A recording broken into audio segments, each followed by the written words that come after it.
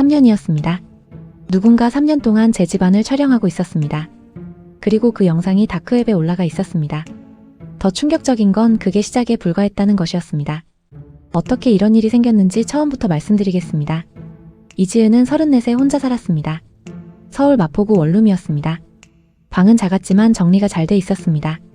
책상 위에 모니터가 2개 있었고 한쪽 벽에는 화이트보드가 걸려 있었습니다. 거기에 빼곡하게 뭔가가 적혀 있었습니다. 지은을 처음 보는 사람들은 대부분 인테리어 디자이너나 작가인 줄 알았습니다. 지은은 사이버 보안 회사 계약직 분석가였습니다. 해킹 흔적을 추적하고 취약점을 분석하는 일이었습니다. 실력은 팀 내에서 손꼽혔습니다. 그런데 계약직이었습니다. 정규직 전환 시험을 2번 받고 2번 다 떨어졌습니다. 시험 점수는 최고였는데 면접에서 매번 탈락했습니다. 나중에 알게 된 건 팀장이 지은을 계속 계약직으로 묶어두려 한다는 소문이었습니다. 내보내기엔 너무 아깝고 올려주기엔 눈엣가시라는 이유였습니다. 지은은 그 소문을 듣고 하루 이틀 기분이 나빴다가 이내 잊었습니다. 원래 그랬습니다.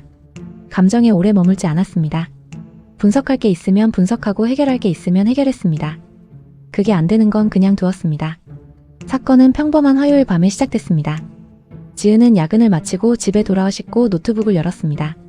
보안 커뮤니티 게시판을 훑어보는 게 습관이었습니다.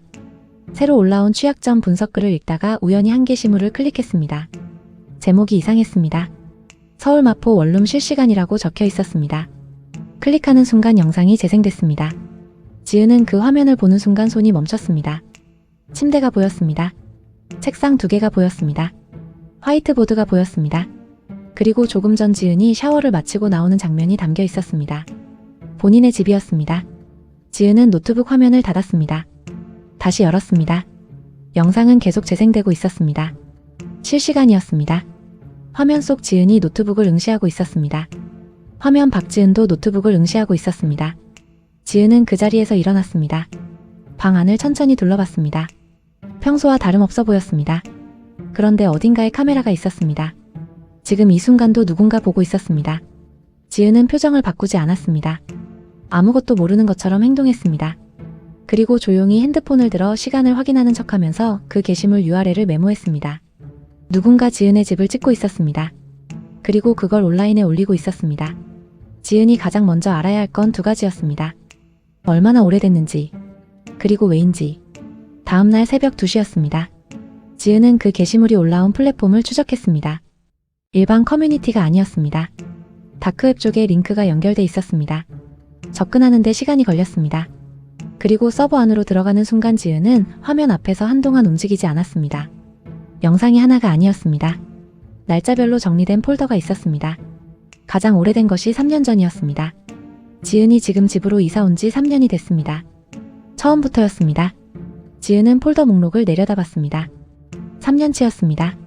아침마다 일어나서 커피를 마시고 출근하고 퇴근하고 자고 그 모든 순간이 누군가에 의해 촬영되고 분류되고 저장돼 있었습니다. 지은은 그 폴더들을 닫았습니다. 그리고 에어컨 위를 바라봤습니다. 아주 작은 렌즈가 있었습니다. 지은은 그것을 건드리지 않았습니다. 끄지도 않았습니다. 그냥 그 자리에 두었습니다. 이 카메라를 없애는 건 지금 당장 할 수 있는 일이었습니다. 그런데 지은이 원하는 건 카메라를 없애는 게 아니었습니다. 저 카메라 너머에 누가 있는지 알아야 했습니다. 지은은 그날 이후 집에서 행동을 바꿨습니다. 카메라 앵글을 머릿속으로 계산하면서 움직였습니다. 어디서 보이고 어디서 안 보이는지, 사각지대가 어딘지 모른 척하면서 파악했습니다. 그리고 사흘째 되던 날 밤 지은은 처음으로 웃었습니다. 카메라가 보내는 신호를 추적하다가 IP 하나를 잡았습니다. 해외 서버를 여러 번 경유하고 있었습니다. 일반인이라면 절대 추적할 수 없는 구조였습니다. 그런데 지은은 일반인이 아니었습니다. 신호는 어딘가로 향하고 있었습니다. 그리고 그 끝에 무언가가 있었습니다. 지은은 거기까지 따라가기로 했습니다. IP 추적은 사흘이 더 걸렸습니다. 경유 서버가 7개였습니다. 말레이시아, 루마니아, 핀란드, 다시 아시아권으로 돌아오는 구조였습니다. 누군가 추적을 막으려고 정교하게 설계한 경로였습니다. 지은은 퇴근 후 매일 밤 그 경로를 하나씩 벗겨냈습니다. 그리고 7번째 서버를 통과했을 때 국내 IP가 나왔습니다. 서울이었습니다. 지은은 그 IP가 연결된 서버에 조심스럽게 접근했습니다. 방화벽이 있었습니다. 두꺼웠지만 뚫을 수 없는 수준은 아니었습니다. 지은은 회사에서 배운 침투 테스트 기술을 그대로 썼습니다. 서버 안으로 들어가는데 성공했습니다. 그 안에 있는 것들을 보는 순간 지은은 의자에서 등을 뒤로 젖혔습니다. 카메라 영상 폴더가 하나가 아니었습니다. 수십 개였습니다. 각각 다른 이름이 붙어 있었습니다. 주소 같은 것들이었습니다. 마포 어딘가, 성동 어딘가, 종로 어딘가. 지은 집만 찍힌 게 아니었습니다. 수십 개의 다른 원룸이 같은 방식으로 촬영되고 있었습니다. 이건 개인이 할 수 있는 규모가 아니었습니다. 지은은 파일들을 더 들여다봤습니다. 영상 말고 다른 폴더들이 있었습니다. 열었습니다. 개인정보가 담긴 파일들이었습니다. 이름, 주민등록번호, 계좌번호, 직장정보. 수백 명 분량이었습니다. 그리고 그 목록 중에 이지은이라는 이름이 있었습니다. 자기 파일을 열었습니다. 본인 정보가 전부 담겨 있었습니다. 그런데 하단에 메모가 있었습니다. 계좌 개설 완료, 법인 명의 등록 완료, 신용카드 3장 발급 완료. 지은은 그 메모를 3번 읽었습니다. 본인이 알지 못하는 계좌가 개설돼 있었습니다. 본인이 알지 못하는 법인이 지은 명의로 등록돼 있었습니다. 신용카드 3장도 마찬가지였습니다. 다음날 아침 지은은 금융감독원 사이트에 들어가서 본인 명의 금융계좌 현황을 조회했습니다. 본인이 개설한 계좌는 2개였습니다. 그런데 조회 결과에 나온 계좌는 11개였습니다. 9개가 몰래 만들어져 있었습니다. 지은은 자리에 앉아서 21번 고르고 생각을 정리했습니다. 누군가 지은의 신분을 이용해서 유령 계좌를 만들었습니다. 그리고 그 조직이 지은 집에 카메라를 심어둔 이유도 아직 몰랐습니다. 그런데 한 가지 단서가 있었습니다. 지은이 지금 집으로 이사 오기 전 세입자. 카메라는 이사 첫날부터 작동하고 있었습니다. 그렇다면 카메라를 심은 건 전 세입자일 가능성이 높았습니다. 전 세입자가 도망치면서 지은의 신분을 조직에 넘겼고 카메라는 그냥 남겨둔 것이었습니다. 지은은 집주인에게 연락했습니다. 이전에 이 방에 살던 사람이 누구였냐고. 집주인은 잠깐 뜸을 들이다가 말했습니다. 외국인이었다고. 갑자기 나갔다고. 연락이 두절됐다고. 외국인. 갑자기. 연락 두절. 지은은 전화를 끊었습니다. 조각들이 맞춰지기 시작했습니다. 그런데 그림이 완성될수록 더 큰 무언가가 드러나고 있었습니다. 그리고 그 순간 지은의 회사 메일함에 알림이 왔습니다. 발신자가 없었습니다. 제목은 딱 3글자였습니다. 알고 있어. 지은은 그 메일을 열었습니다. 본문은 비어 있었습니다. 첨부 파일이 하나 있었습니다. 열었습니다. 사진이었습니다. 오늘 아침 지은이 금융감독원 사이트에 접속하던 화면이었습니다. 카메라로 찍은 것이었습니다. 지은이 계좌 조회를 하던 바로 그 순간이었습니다. 그들이 보고 있었습니다. 지은이 추적하는 것을 알고 있었습니다. 지은은 노트북을 덮었습니다. 그리고 창밖을 바라봤습니다. 에어컨 위 카메라는 여전히 그 자리에 있었습니다. 지은은 그 카메라를 향해 조용히 말했습니다. 잘 됐네. 소리를 내지 않았습니다. 입 모양만이었습니다. 그런데 그들이 읽을 수 있기를 바랐습니다. 지은은 그날부터 계획을 짜기 시작했습니다. 쫓기는 쪽에서 쫓는 쪽으로 바뀔 시간이었습니다. 지은이 가장 먼저 한 건 아무것도 하지 않는 것이었습니다. 사흘 동안 평소와 똑같이 살았습니다. 아침에 일어나 커피를 마시고 출근하고 퇴근했습니다. 카메라를 의식하지 않는 것처럼 행동했습니다. 그들이 지은을 보고 있다는 걸 알고 있었습니다. 지은도 그들을 보고 있다는 건 그들이 몰랐습니다. 사흘째 밤이었습니다. 지은은 카메라 앵글 사각지대에서 2번째 노트북을 열었습니다. 회사 노트북이 아니었습니다. 오래전 따로 마련해둔 것이었습니다. 이 기기는 어떤 서버에도 기록이 없었습니다. 지은은 그 노트북으로 조직 서버에 다시 접근했습니다. 이번엔 단순히 들여다보는 게 아니었습니다. 특정 파일 하나를 열었습니다. 지은 자신의 신분 도용 파일이었습니다. 거기에 가짜 정보를 하나 심었습니다. 새로운 계좌 번호였습니다. 실제로 존재하지 않는 계좌였습니다. 그런데 조직 입장에서는 지은이 돈을 빼돌리려는 것처럼 보일 정보였습니다. 미끼였습니다. 다음날 출근했습니다. 팀장 강민철이 불렀습니다. 요즘 야근이 많다고. 개인적으로 하는 작업이 있냐고. 지은은 없다고 했습니다. 강민철은 고개를 끄덕이며 보냈습니다. 지은은 자리로 돌아오면서 생각했습니다. 강민철이 그걸 물은 건 이번이 처음이었습니다. 지은이 야근을 한두 번 한 게 아닌데 한 번도 물은 적이 없었습니다. 그날 저녁 조직 서버를 다시 들여다봤습니다. 지은이 심어둔 가짜 계좌 정보에 누군가 접근한 흔적이 있었습니다. 접근 시간은 오후 2시 37분이었습니다. 지은은 그 시간을 메모했습니다. 그리고 회사 서버 접속 기록을 조회했습니다. 오후 2시 37분. 강민철 계정이 접속돼 있었습니다. 지은은 그 기록을 캡처했습니다. 손이 떨리지 않았습니다. 강민철이 조직과 연결돼 있었습니다.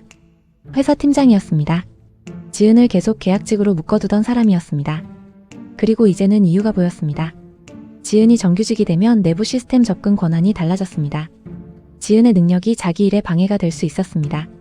지은은 그날 밤 조직 서버 깊숙이 들어갔습니다. 강민철 관련 파일을 찾았습니다. 있었습니다.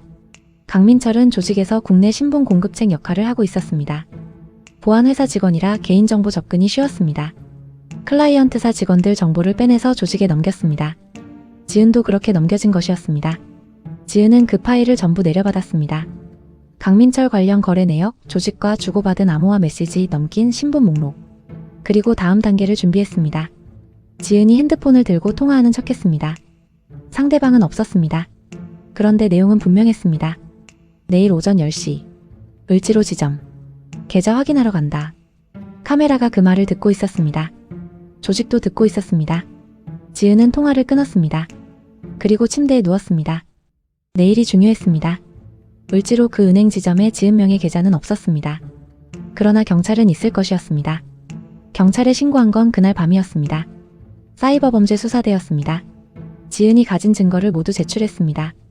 서버 접속 기록, 강민철 거래 내역, 신분 도용 피해자 목록, 다크웹 영상 폴더 구조. 담당 수사관은 자료를 받고 한동안 말이 없었습니다. 이걸 혼자 추적한 거냐고 물었습니다. 지은은 고개를 끄덕였습니다. 수사관이 말했습니다. 내일 을지로 작전 같이 해도 되겠냐고. 지은은 웃었습니다. 다음날 오전 9시 50분. 지은은 을지로 지점 앞 카페에 앉아 있었습니다. 창밖으로 은행 입구가 보였습니다. 커피를 마시며 기다렸습니다. 10시가 됐습니다. 검은 차 2대가 은행 앞에 멈췄습니다. 내린 사람들이 은행 안으로 들어갔습니다. 지은은 그 장면을 보며 커피를 한 모금 더 마셨습니다. 함정이 작동하고 있었습니다. 을지로 작전은 생각보다 빠르게 끝났습니다. 조직에서 나온 사람은 둘이었습니다. 은행 앞에서 경찰에게 체포됐습니다. 지은은 카페 창밖에서 그 장면을 봤습니다. 커피잔을 내려놓았습니다. 그날 오후 강민철도 회사에서 연행됐습니다. 지은은 자기 자리에 앉아서 그 장면을 봤습니다. 강민철이 수갑을 차고 나가면서 지은 쪽을 한번 돌아봤습니다. 지은은 눈을 맞췄습니다. 아무 표정도 짓지 않았습니다. 경찰 수사는 2달 동안 이어졌습니다. 지은이 확보한 서버 자료가 핵심 증거였습니다. 조직원 17명이 기소됐습니다. 강민철은 특수절도 및 개인정보보호법 위반으로 구속됐습니다. 피해자는 지은을 포함해 230명이었습니다. 지은 명의로 개설된 유령 계좌 9개는 전부 폐쇄됐습니다. 법인 명의도 말소됐습니다. 신용카드 3장도 취소됐습니다. 지은 이름으로 쌓여있던 금융 범죄 기록이 전부 삭제됐습니다. 그리고 집안에 심어진 카메라는 국과수에서 수거해갔습니다. 에어컨 위에 하나, 책상 아래 하나, 화장대 거울 뒤에 하나, 총 3개였습니다. 3년 동안 3개의 눈이 지은을 보고 있었습니다. 수사관이 마지막으로 방을 나가면서 말했습니다. 덕분에 오래된 사건 하나 해결했다고. 이 조직 추적한 지 2년이 넘었다고. 지은은 그 말을 듣고 웃었습니다. 2년 동안 못 잡은 걸 자기는 열흘 만에 잡았다는 게 우습기도 했고 씁쓸하기도 했습니다. 회사는 강민철이 구속된 뒤 조직 개편이 됐습니다. 팀장 자리가 비었습니다. 인사팀에서 지은에게 연락이 왔습니다. 정규직 전환과 함께 팀장 대행을 맡아줄 수 있냐고. 지은은 잠깐 생각했습니다. 그리고 말했습니다. 정규직 전환은 수락한다고. 팀장은 생각해보겠다고. 전화를 끊고 지은은 방 안을 둘러봤습니다. 에어컨 위가 비어 있었습니다. 카메라가 있던 자리였습니다. 지금은 아무것도 없었습니다. 3년 만에 진짜 혼자만의 공간이 됐습니다. 지은은 창문을 열었습니다. 바람이 들어왔습니다. 오래된 공기가 빠져나가는 느낌이었습니다. 핸드폰을 들었습니다. 수사관한테서 문자가 와 있었습니다. 국과수 분석 결과 추가 피해자 확인됐다고. 덕분에 수십 명 더 구제할 수 있었다고. 지은은 그 문자를 읽고 핸드폰을 내려놓았습니다. 3년 동안 자기 집에서 감시당했습니다. 신분이 도용됐습니다. 팀장한테 이용당했습니다. 어느 것 하나 지은이 선택한 일이 아니었습니다. 그런데 지은이 선택한 것도 있었습니다. 카메라를 발견한 날 신고 대신 추적을 선택한 것. 당하는 쪽에서 치는 쪽으로 바꾼 것. 지은은 2번째 노트북을 열었습니다. 이번엔 조직 서버가 아니었습니다. 이직 사이트였습니다. 계약직으로 묶여있던 건 강민철 때문이었습니다. 이제 그 이유가 사라졌습니다. 더 좋은 곳으로 가도 됐습니다. 지은은 이력서 파일을 열었습니다. 마지막 업데이트가 2년 전이었습니다. 수정할 내용이 생겼습니다. 최근 실적란에 한 줄을 추가했습니다. 국제신분 도용 조직 추적 및 검거 기여. 피해자 230명 구제. 저장을 눌렀습니다. 바람이 계속 들어왔습니다. 지은은 그냥 그 자리에 앉아 있었습니다. 서두를 게 없었습니다. 오늘은 그냥 이대로 있어도 됐습니다. 3년 만에 처음으로 아무도 보지 않는 방이었습니다. 지은은 그게 좋았습니다. 오늘 이야기는 여기까지입니다. 여러분의 등 뒤가 평소보다 서늘하게 느껴지신다면 그건 기분 탓일까요? 아니면 이야기가 아직 끝나지 않은 걸까요? 오늘 이야기가 소름 돋으셨다면 구독과 알림 설정으로 다음 괴담을 기다려주세요. 여러분의 좋아요와 댓글은 제가 더 기괴한 이야기를 찾아오는데 큰 힘이 됩니다. 지금 여러분의 창밖엔 무엇이 보이나요? 지금까지 언노운 썰이었습니다. 오늘도 부디 안녕히 주무십시오.